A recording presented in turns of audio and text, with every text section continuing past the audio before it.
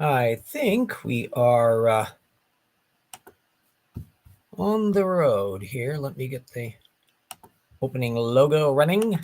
Welcome to Evolution Hour on the 7th of April, 2025, year of impending doom. As we slog along, the usual analog stuff. And don't forget all of that cute little stuff at tortuganwordpress.com, PDFs galore that, although they're getting older as the years go by, nonetheless, it's still a considerable amount of information on an awful lot of evolution subjects that have been covered in the show. A little bit late today because I was busy researching the creation cosmology chapter for Rocks Were There Volume 2. In fact, Jackson was just asking about that little puppy just a few days ago in our little side conversations, seeing how it's running. I described it as delicious. I'm learning all sorts of neat little stuff and putting material in place. In fact, I just encountered a third example of an answers book foray into cosmology, which in the 3 books that they have done that pertain to this matter, only one chapter in each one has any relevance to the matter. So that they're very sparse and all by different people. So you move from Russell Humphrey's material to Jason Lyle to Danny Faulkner, who's the latest little shtick on stuff. So it's very, very intriguing. One thing that I think is going to be kind of fun in the chapter will be the degree to which there are very conflicting camps and a relatively small number of people doing the camp. Even though there's an awful lot of overlap on the bigger positions, they don't like the Big Bang, et cetera, et cetera. The little fiddly bit details are really quite fascinating. And there'll also be contrasting that with some of the eccentricities popping out of the reasons to believe Fazal Rana, UROS area, where they can make some misrepresentations of source material just as readily as we find with the creationists. So I was just knee deep over the last few days with gravitational lensing and how you measure the cosmic background radiation and how the creationists have kind of thrown in the towel on a lot of these issues because they'll be discussing them years ago, and then after a while they stop discussing them. Anyway, and I keep on getting bloody little things popping up on my laptop here that I need to address. Otherwise, I'll be piling up with a bunch of little side windows that I don't have any need for. Anyway, back to the normal material. We are continuing through the chapter in Titans, where they're dangling on the little miscellaneous loose ends. Still an awful lot of creationist citations and just a little sparse bouncing around through things. So it's kind of a bag of miscellany. The title for the thing this week is Tummies and Poop and Owls Fly, the Creationist Coop. So that shows you kind of where we're dealing with stuff. Anyway, Sarfati and Tate finally bump into a paper from 2013 from Cornu that I'll be putting a link up to in the description on pterosaur gastroliths, which are little gizzard stones that a lot of organisms make use of. And so it was interesting to find that they are popping up occasionally in pterosaurs. This was fine, delightful stuff. They're not, I don't classify them as examples of a misrepresented paper. They're not making any unusual claims about it, and there's nothing in the paper that directly bumps into the young Earth creationist cosmology stuff. Not quite so much on another couple of papers that I'll be putting up, where Prasad et al. On the supposedly shocking idea that some of the grasses, or more specifically the ancestor of rice, had existed in the Cretaceous, and dinosaurs were munching on some of these things. And so, one from 2005 that I'll be putting the link up to, and then the more recent 2011. Both of these papers, in fact, are raising a lot of issues about fauna and flora and where they're living and how they're relating to one another during this period, which Sarfati and Tay are making absolutely no discussion of whatsoever. They're just waving them as, aha, dinosaurs could eat plants. Aha, there were plants back in the Cretaceous that maybe they shouldn't have been there. And this is kind of retreading a lot of arguments about the origin of angiosperms and how far back they went. But we don't get any details as to whether any of this stuff could fit in with the pre-flood environment. So both of those papers, in fact, I classify as misrepresentation work. Now, another thing is that those papers are over a decade old when Sarfati and Tay were citing them. And from my scholarly methods and historical point of view, I'm immediately thinking, gee, hasn't there been work on this since? And in fact, I knew, oh yeah, actually there's been stuff on origin of plants and that during that period. So we'll be dropping some sources in on that. There's a paper that at least the intelligent designers have bumped into, a 2017 paper by Sake on ancestral flowers, but kind of an interesting side issue that comes from some people, Hetherington and Dolan in 2019, that in fact, those two had been working quite a lot on evolution and development of the root systems, rather than the superficial elements up. Well, it's not superficial, but still, what's going on down below? And that 2019 paper is very interesting because it's a fairly short little report on some things they're observing about the root systems of these plants from the Cretaceous. And they indicate that there's a lot more diversity going on back then than what we're used to now, that the kind of systems that we see at the little fine-grained detail level on plants that are ubiquitous in modern angiosperms were just a subset of the variety of what could be going on. So that's putting a new light about what's going on in plants that are developing during the Cretaceous, and then what filters through into the post-Cretaceous period.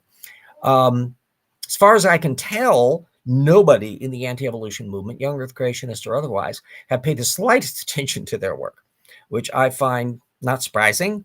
But anyway, at least you'll be familiar with the material on it. Part two of our little show relates to a little thing from Gugliusa and Gugliusa 2024, an ICR article on how owl flight was designed. It's basically an extended gee whiz post. And along the way, they cite a 2017 paper, Features of Owl Wings That Promote Silent Flight, from 2017. And I'll be putting a link up to that. That's an open access one. And it's a perfectly fine little paper. Technically, I don't regard it. They basically were authority quoting little snippets from it about how the barn owl wing adaptations for low flight velocities and that the general shape of owl wings is suited to reducing the influence of induced drag, etc., etc. All of which is just nice little gee whiz material. But that begs again the question of what the hell is going on at the genetic level, and how did any of the little details of any of this stuff evolve? And so the fact that this 2017 paper is relatively recent, and the structure of it is indicating that they're kind of doing the cutting edge work. One of the recurring themes that pops up in studying this thing, and I've been alluding to it, oops, little hair follicle sticking up there. Well, yeah, it's still popping up. Sorry. This is looking really pathetic over there. Come on. Static electricity? Yeah, maybe. Is that creationists will pounce on incoming technical work, especially stuff that they can morph for gee whiz, and then they'll drop the subject. They won't deal with it. They won't do follow-up on it. And so that always intrigues me. And obviously everything about the genetic structure that's going to result in owl wings versus parakeet wings and feather structure are going to have to be seen somewhere in the genetics. So I'm putting up a link to a 2020 paper from Clark and also a 2023 paper from Terrell and Schultz on the state of knowledge on how feathers have evolved. Again, it's material that will get people up to speed on the topic and, frankly, put you ahead of the creationists, where they're really behind the curve and have been behind the curve for an awful long time. I've bumped into a lot of creationists who will be still waving authority quotes that they glean from material that's from the 1960s, or rather 1990s, and sometimes even farther back than that. Which doesn't really tell you a hell of a lot about the current state of the art, but it does tell you about the fact that they're not looking into the current state of the art.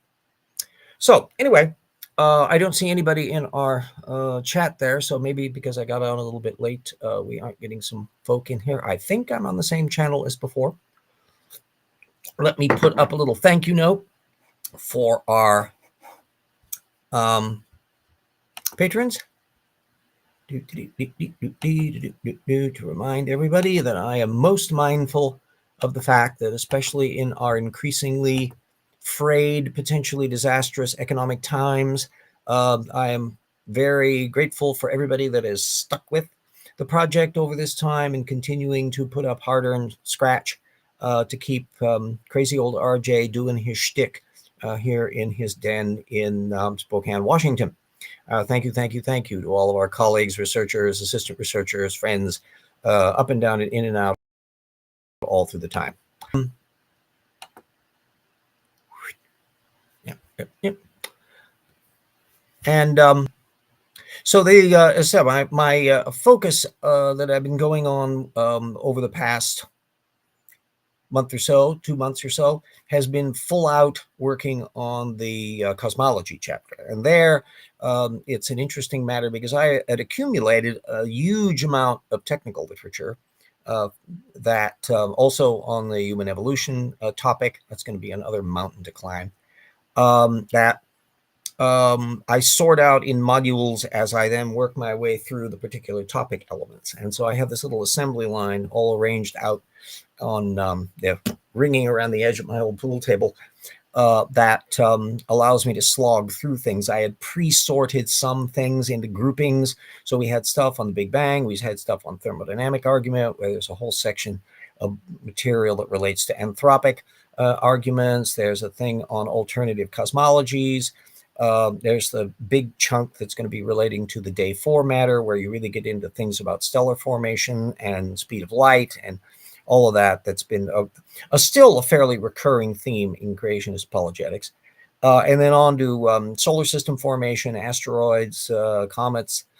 These things all play up in varying levels to this day. You get a different dynamic, though, when you're trying to burrow around through the upper echelon people at ICR and the like, where there's, again, a very small group of creationist cosmologists who try to play around with this stuff, as opposed to the older material that filters down through the mix.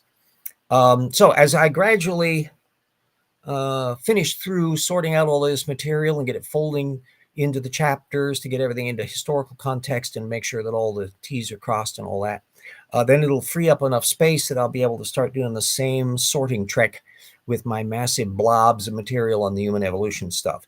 So they're sorting everything out by Australopithecines versus Neanderthals versus Denisovans versus Homo habilis versus origin of prey and the development of neural systems in the human brain and all of that. And then dealing with how creationists have covered this stuff in one way or another to link them up to see in a clearer way who's claiming what and the whole historical process of how things are working on down to the upcoming in technical literature. I have, oh, hello, Gregory. Good, sliding in about fast at 9:30 a.m. So working. Yes, absolutely. Now, yeah. And you can always catch the whole show later on. It's nice to know that somebody has attached on, because for the last few weeks, as you may or may not have noticed, the channel was on a different channel because I was having trouble accessing the standard feed that my restream was located on. But we are back on the standard channel now. I think it's what I'm, every time I do research into a topic, I discover all sorts of neat little things. I have an advantage with the people that I know. Erica, for example, keeps tabs on stuff relevant to the origins of human beings. And so she is just always a live wire on the latest technical literature in the side journal of Human Evolution and all that, whereas I'm bumping into at least the surface material that I'm getting at the Proceedings of the National Academy of Sciences and Nature and Science, which I check every week. But there are thousands of technical journals, and it is physically impossible for anybody to, outside of a niche discipline, to keep track of everything. So I have my network of people who are genetics and paleoanthropology and all of these other things that can pay attention to these things for me to act as tripwires. And then, of course, I can do, my little Google searching and check to see what the hell Wikipedia has. But even there, I've discovered repeatedly on cosmological issues, at least, more so than I was expecting, that there were a lot of little side details that the Wikipedia pages aren't much help, that they're not really updated up to my speed. So I have to kind of end run to try to get up to speed, because it's usually the case that there is ongoing technical literature and it hasn't filtered down to what you might find as a gateway door on Wikipedia. So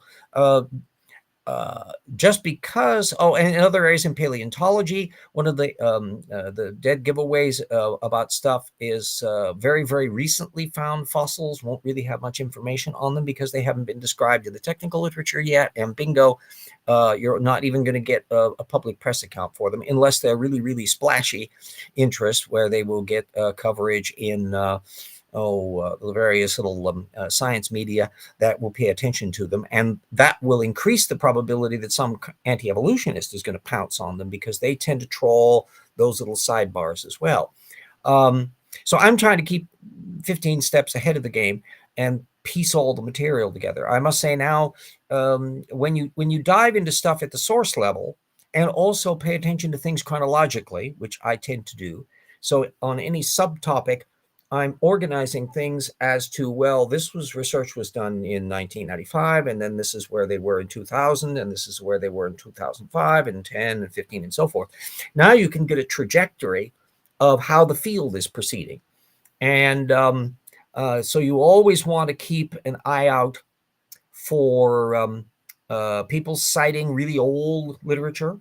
And that's why I'm always intrigued if I'm finding stuff like, I'm just researching, that was the thing I was doing just before I got on the show, relating to the creationist claim that there aren't enough supernova if the universe were old. Well, there's been plenty of apologetics on there. There's a great big extensive post on it at Talk Origins Archive, but that's from 2003.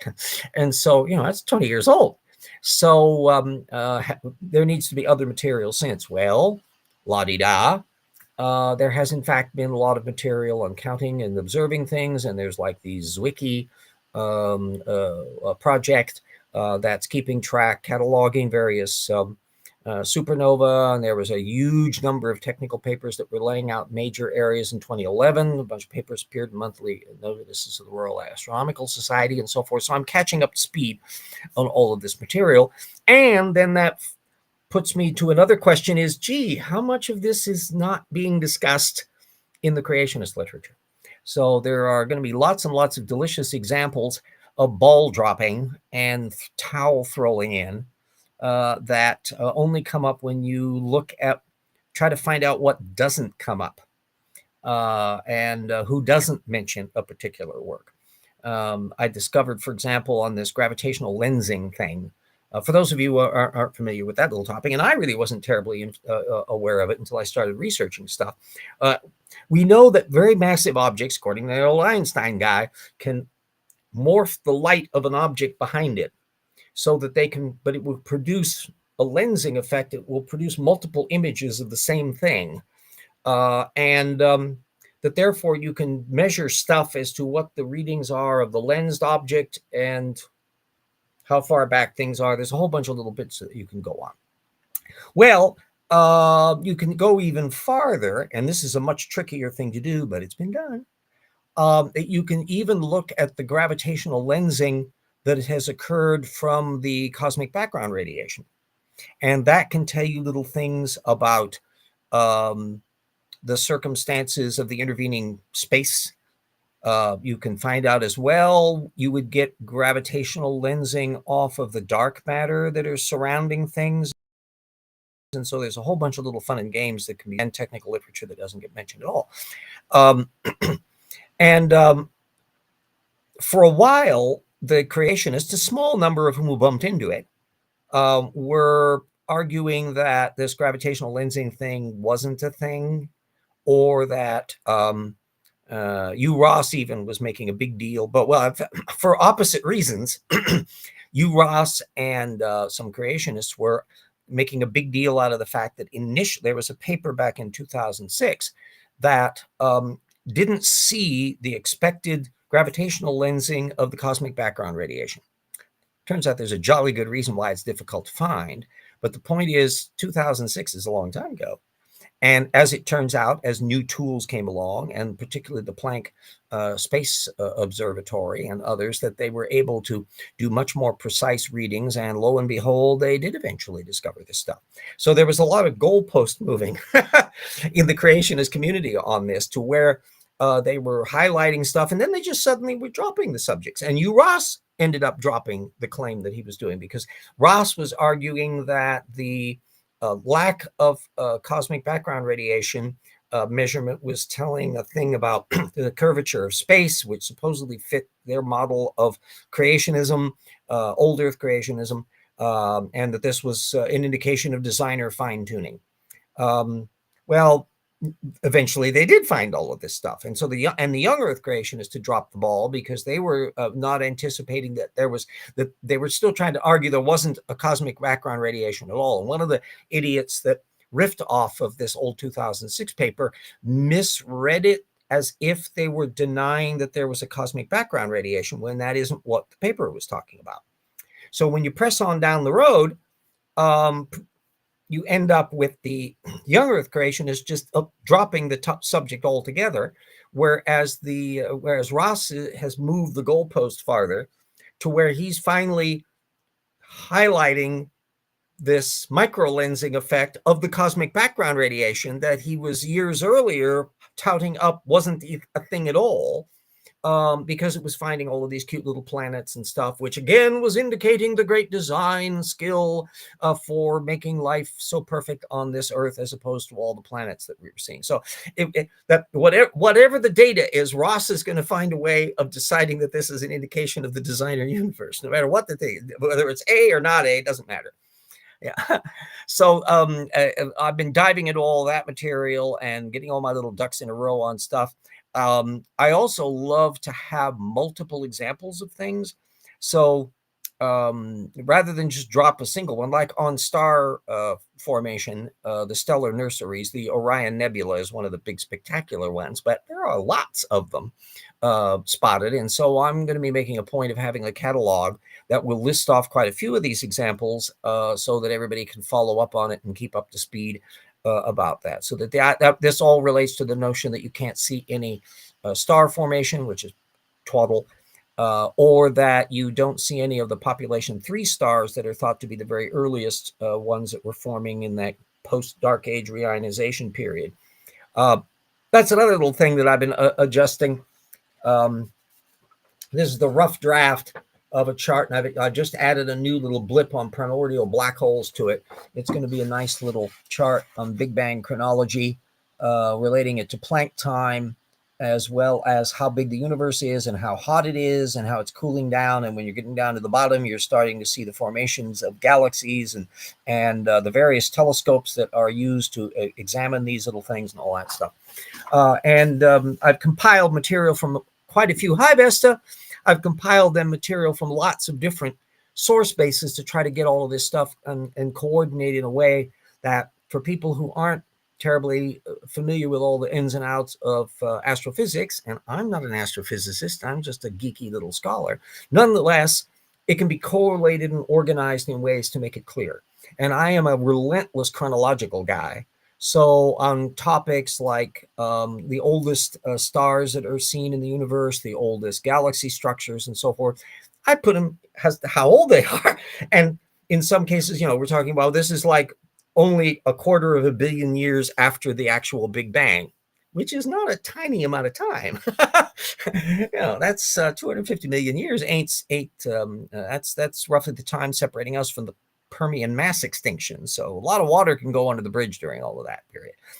So there's going to be a lot of stuff. Some of this interesting material on like the fine structure constant and some of these other things, ultimately connects up with stuff relating to the Oklo nuclear reactor, the natural nuclear reactor down in Gabon that some creationists have misrepresented source material on. That's kind of connecting up to some of the apologetics that Kent Hovind has done over the years. And so there's just a lot of material that's going to be throwing in the cosmology chapter. And it will, I think, get a really nice reflection on the thing, because the cosmology stuff, apart from the occasional blips that the gee whiz stuff that comes out of Reasons to Believe, it's functionally the apologetics here is all young earth creationist.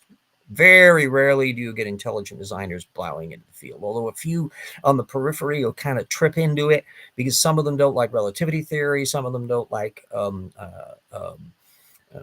quantum theory. There's these little niche cranks, frankly, that pop up and that will show up. Even a few. I think Danny Faulkner was relying on one kind of very suspect group that even he was a little bit suspicious about the quality of it. Then there's been other things where articles, I'll give it to him, CMI and AIG at least, on some of their own, they don't get rid of their old posts. They all keep them up. And there are several examples of where when you look at the online versions of these things, you will find buried down in the notes where they've got a little update where they're saying, this argument actually fell apart because new information came along. They phrase it more delicately, but that's the case. And we'll be drawing on a lot of that. So I think this is the kind of level of putting all the ducks in a row that will, I think, be very, very useful, just as the charts on feathered theropods and all that we did in volume 1, I think will be useful. And one that I'm continuing to add to, I'm surprised at how I'm continuing to add to it, is the chart that's going to be in Rocks 2 about when was the flood according to creationists. Because I was aware that there were varying dates that were given depending upon which translation of the Bible you were using and so forth. But I have been constantly surprised at how many different dates get calculated, spread across millennia from the same text, from young earth creationists. This is not from outside the flock. And so it'll be organized as a nice little chart. There's also going to be an info box that'll go into all the little ups and downs and details on the stuff. So it's a thing that you'll never find this in any other venue because the tendency is to cherry pick only in-house material. So you'll have a narrow group that may be aware that there are other opinions, but they're not going to be particularly keen to draw attention to them. And if the surface apologetics that's up at the front of the website stuff, they won't be alluding to it at all. They just give the constant thing of, here's our position, and we will cite all sorts of people who agree with us within the little network. But only when you start bumping down into the background details, you frankly find a lot of this stuff in their technical things. The Journal of Creation and the Answers Research Journal, Creation Science Quarterly, Creation Research Society Quarterly, that's level, but where you get some really feisty back and forths in there. Criticisms of Robert Gentry and his cosmology popped up at that level, but you don't get that stuff up at the Ken Ham, Bodie Hodge talking on the video level. That's just disappears. So that's why it's really important to dive down into those little lower levels and make sense out of the thing. Well, okie doke. Oh, and everybody, I'll probably should shoot my mouth off on the ongoing political bits involving the God King Emperor Donald the Infallible and the mess that's taken place in the stock market. We'll see what happens when the things open up on Monday or not. Under this scenario that I think plausible, that Donald Trump is actually literally suffering from prefrontal dementia, which is not curable, and it's going to get worse and worse and worse, that he really is utterly and intractably committed to his stupid tariffs. And so there's, with horrible irony, even as the Trumptanic goes down and takes the country with it, I don't think anybody's going to be able to talk him out of these things. and you've got people like Navarro and Lutnick. Lutnick, by the way, who is the Commerce Secretary, has a connection to bond market trading, where bond markets, you can make a lot of money on trades and things if people are moving into the bond market because they're worried about the stock market. Those things tend to be antithetical to one another. If people are confident about the economy, they tend to go into the stock market. If they're pessimistic, they go in for the more solid bond market. Well, Lutnick trades off of that stuff. So if stock market antsy people move millions over to the bond market, he's going to profit from it. And this, I think, is going to be an interesting opportunity for lots of prosecutions, for insider trading and corruption. All of this stuff is making the Tweed ring look like rank amateurs. It's pathetic and disgusting, but don't blame me. I voted for Harris. Anyway, although the Dow Jones went down like 3,000 plus points last week, bringing them below 40,000, that is not the crash that I'm worried about. No. Because most of the shit that I think is going to be hitting the fan hasn't happened yet. The full impact of those tariffs, I mean, we're only slightly into them, plus all of that below the radar stuff of millions of undocumented workers who are going to be not picking crops and not working in the construction industry and not working in the biggest employer in Marjorie Taylor Greene's local district, a furniture manufacturing company, all of which had been directly discussed in various media about these little things.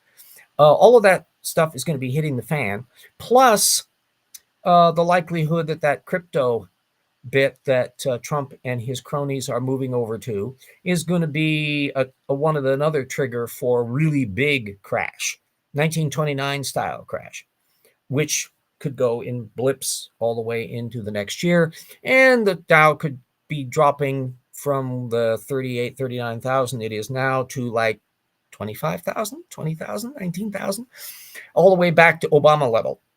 And of course, unemployment rising, and there's every reason to think this will be an unusual depression with high inflation.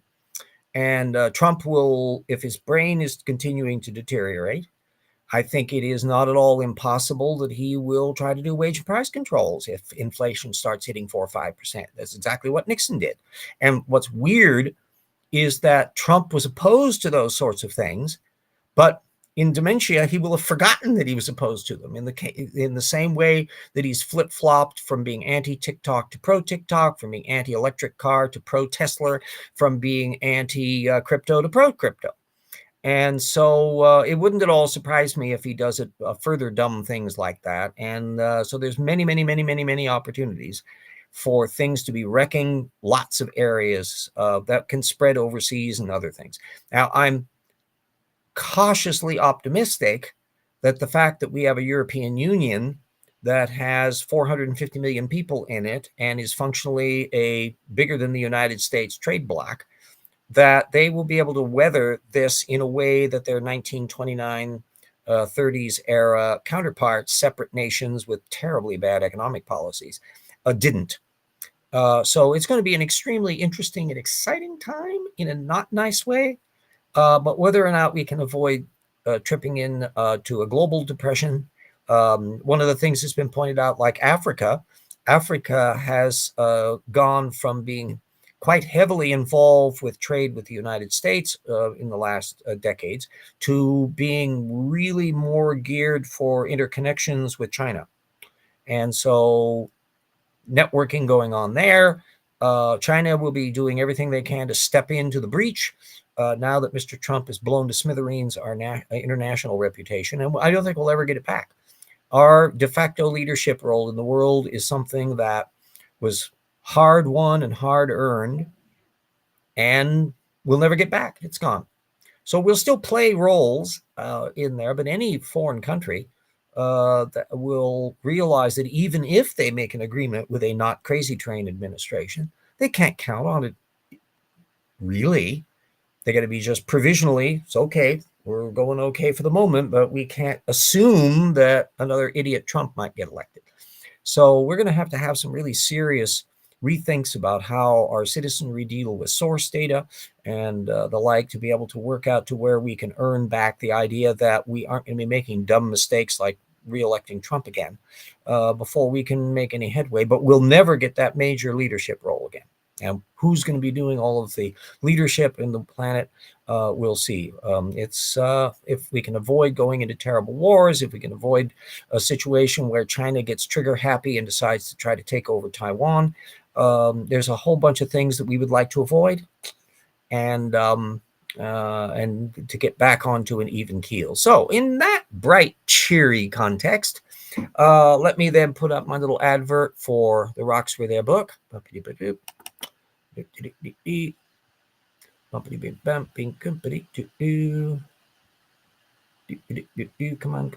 There we go. And my old little wireless mouse died, one that I got from my late brother. I'll have to eventually pick up a new one, but I have property tax and crap to deal with before then, so that's a low priority.